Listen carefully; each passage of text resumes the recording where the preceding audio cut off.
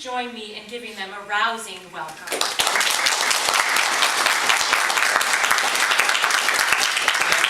you very much. Today's program, sorry about that.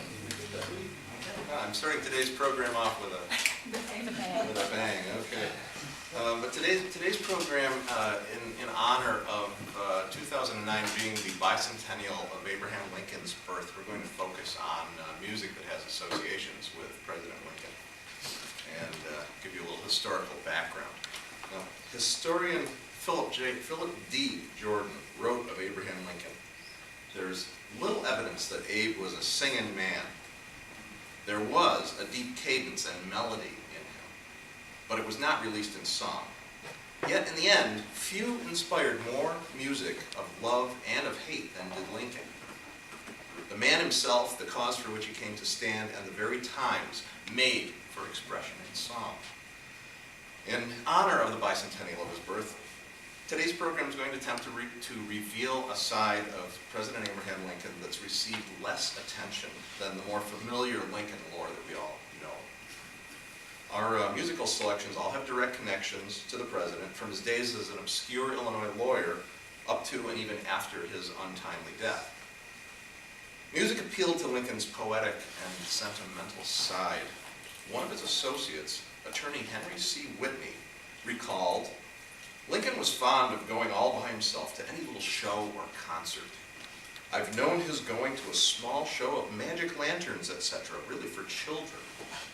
In Chicago in 1860, the two of them saw a show by the Rumsey and Newcomb minstrels. Whitney said, 'I never saw Lincoln happier than at that show. He applauded as often as anybody and with greater heartiness.'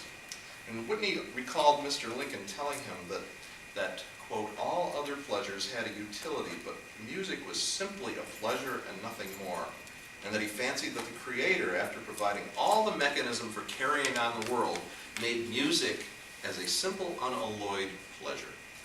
Now, Mr. Lincoln professed to know only 2 tunes, and he was heard to jest, I know only 2 tunes, one is Old Hundred and the other isn't." Music always seemed to be a tonic for Lincoln's moodiness. Lincoln's friend and former law partner, and also self-appointed bodyguard, Ward Hill Lamon, often provided musical diversion for Lincoln in difficult times.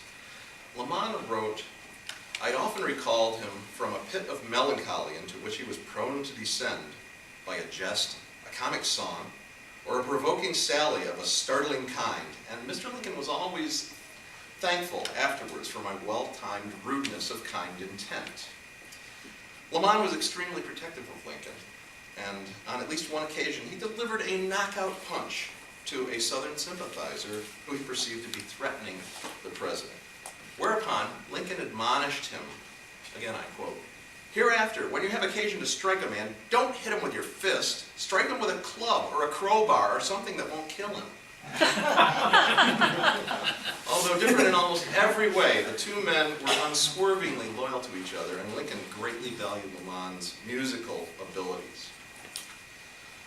Military music, in particular, became an integral part of Lincoln's life at the White House. The Marine Band, under the baton of their band leader, Francis Scala, played for Mr. Lincoln before he became president, at his inauguration, at his inaugural ball, and it played every Wednesday and Saturday evening when the grounds of the White House were opened to the general public. Our first selection is a composition by Francis Scala, leader of the Marine Band, which he wrote for Lincoln's 1861 inauguration.